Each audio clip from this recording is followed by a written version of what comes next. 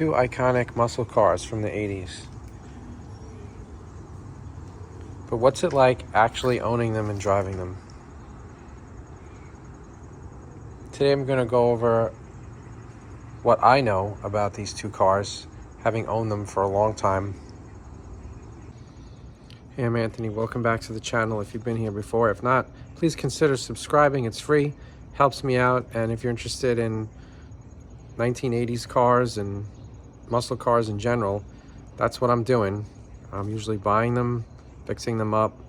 Some of them I keep, some of them I sell. So right now, I've got my 1984 Z28 Camaro and my 1987 Buick Grand National. So you might be wondering, why would I be comparing a Grand National and a Camaro? Well, there might be other people out there like me who grew up in the 80s and loved both of these cars. I mean, ever since I can remember, I was always into G bodies and F bodies. There's similarities between the two, but there's also a lot of differences. In 1984, they made over 100,000 Z28 Camaros. 100,899 was the number I found. The base price was $10,620. This car has the HO engine option, which is the 305 cubic inch HO. That was a $530 option. From what I can remember, the differences between the HO and the standard, the HO came in at 190 horsepower. I believe the standard 305 was 150. It had different spark timing, different carburetor tuning, different exhaust system, higher compression, an electric fan instead of a mechanical fan, and the dual snorkel air intake system. This car no longer had that air intake system when I got it, which was a big disappointment because it is definitely a very cool looking thing that was unique to these cars. This is still the original engine. Nothing internal has been modified. The other difference between the HO engine and the base engine was it had a better cam. I believe it was a Corvette cam. The only thing that's been changed in this engine is an Edelbrock aluminum intake, Holley carburetor, and a standalone HEI distributor. The original distributor was electronically controlled. This car was rated at 190 horsepower, 240 pounds of torque, which worked out to be 17.1 pounds per horsepower. The published 0 to 60 time was 7.9 seconds, quarter mile, 16.1 seconds, and the top speed was listed at 138 miles per hour. Miles per gallon was 14 combined. The T-tops were at $830 option, along with the automatic transmission, $525 option. The automatic is an overdrive 4-speed 700 R4 transmission. The rear axle is a 373 gear. It did not come with a posi. That was optional. Dual exhaust was standard. This car has an aftermarket Summit Racing exhaust, as the original exhaust had rotted out. The Camaro is a little bit shorter than the G body at 187.8 inches. Height 50 inches, weight 3241 pounds. Drag coefficient 0.339. This color, red, was the most popular color for '84. 45,749 Camaros came in red. I'm using the Grand National as a comparison because that's what I have, but I've also owned many other G-body cars, including Monte Carlo, SS, Olds Cutlass, Olds 442, Buick Regal. Most of those other cars I listed had engines that would be considered similar to the Camaro's engine. For example, if you had a Monte Carlo SS, it had the same 305 HO V8 engine. If you had an Olds Cutlass 442, it had 180 horsepower, 307 high output Oldsmobile engine. However, the Grand National was way above that when it comes to power. The factory horsepower is rated at 245, 355 pounds of torque, with power to weight ratio of 13.8 pounds per horsepower. 0 to 60 published time was 6.2 seconds. The quarter mile of 14.8 seconds, top speed listed at 137. Mile per gallon combined was listed at 17.4. They made 20,193 Grand Nationals in 1987, which was the last year. The base price was $15,136. Most of these Grand Nationals came with a lot of options, so those base prices would rise more in the $17,000 to $18,000 range. The length on the Regal Grand National is 200.6 inches, height 54.6, weight 3,373 pounds, drag coefficient 0.440. Black was the only color available. They did make Regals with turbo engines, and you could pretty much get any color in those. Now, comparing the two directly, and again, some of this is just generic G-body, but also some of it's specific to the Grand National. When you're talking about style,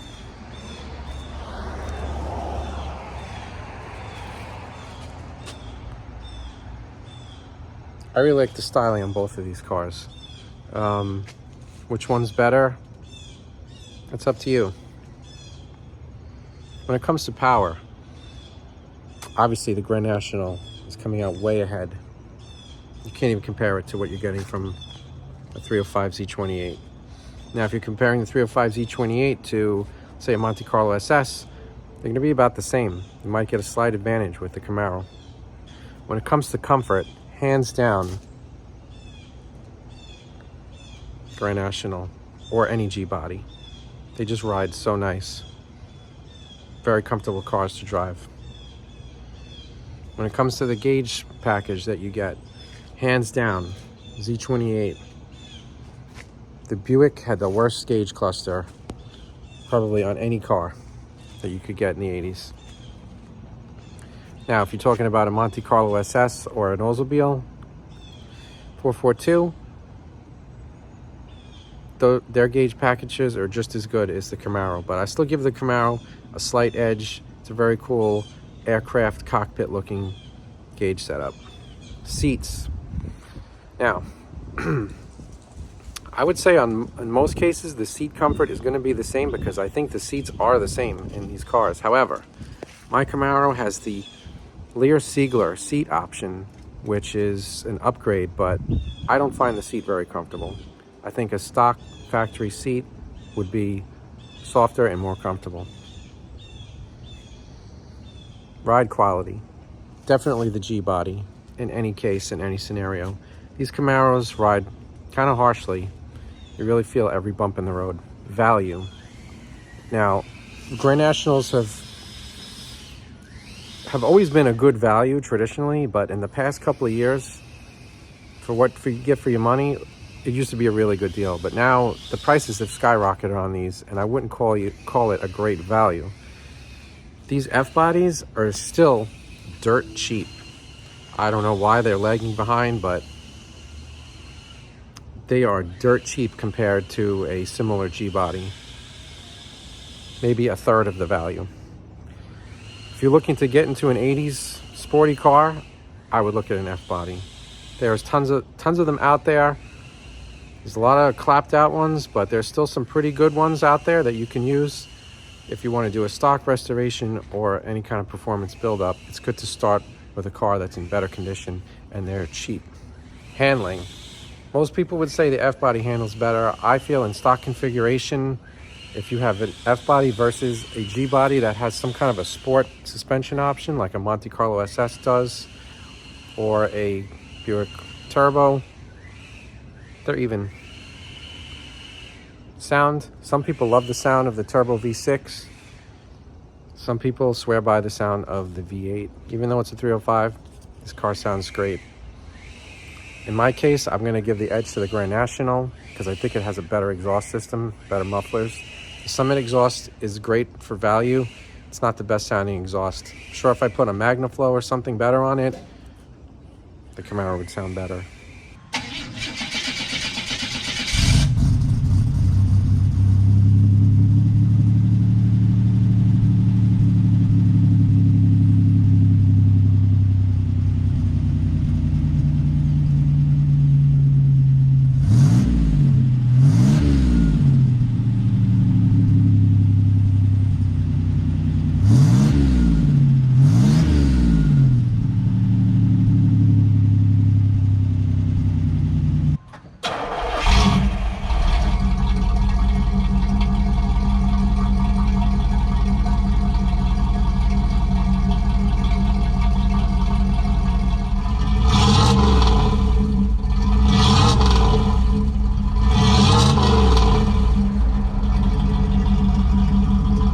T-tops were an option on both cars.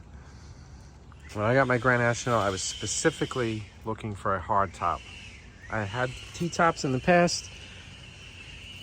They're very cool when you're riding around in nice weather with them off, but they are just a pain, and I don't like them. They often leak water and causing rust to build up in the roof. This car, luckily, doesn't have any of that, but it causes the whole body to flex, especially in an F-body. That's a car that doesn't really have a full frame. So you should get subframe connectors if you have T-tops. It does help a little bit. This car doesn't have them, but make a lot of weird creaky noises, which you just don't get with the hard top. The other thing about the T-tops is all the heat they let in the car. They are tinted, but not that much, and when it's hot out, you really feel that heat coming down on you. The interior on the Camaro is pretty much fine in the front, but the rear is really cramped. My kids are 9 and 10 years old, and they complain about how tight it is back there.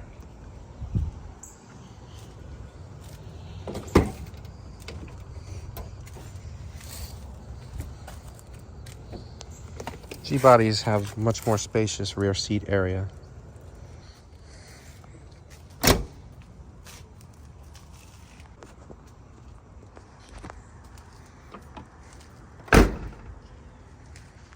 Grand National engine is also completely stock except for a slightly bigger turbo, downpipe, and air intake. It also has bigger fuel injectors and new valve springs.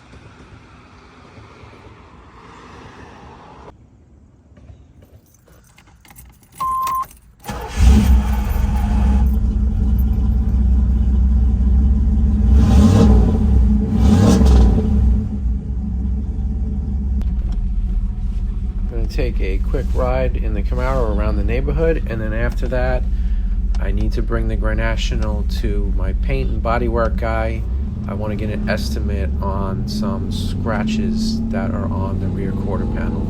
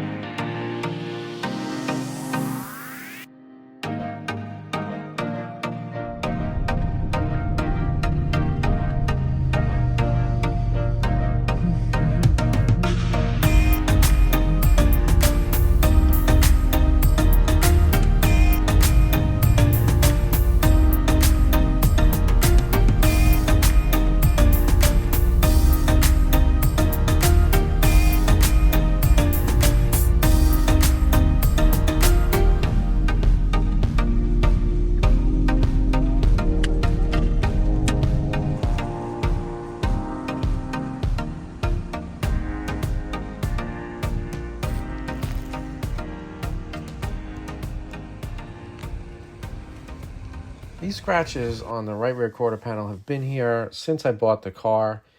They look like they might have been touched up or painted over, and it's just something that's always been bothering me. And they did a great job here on my Camaro over the summer when I dinged up the door. So I trust them with the Grand National.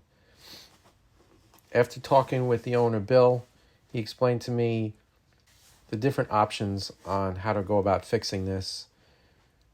He said the best way is probably really to paint the quarter and then clear right over the roof to the other quarter so there's no paint lines. However, he said they probably could just do the right rear quarter by itself, which would save a lot of money. They would mask it and try to blend along the body line. So now I'm heading back home, and I got to decide which way I'm going to go. If we do the easier way, they could do it now. The harder way, he said he might not be able to get to it for a few months.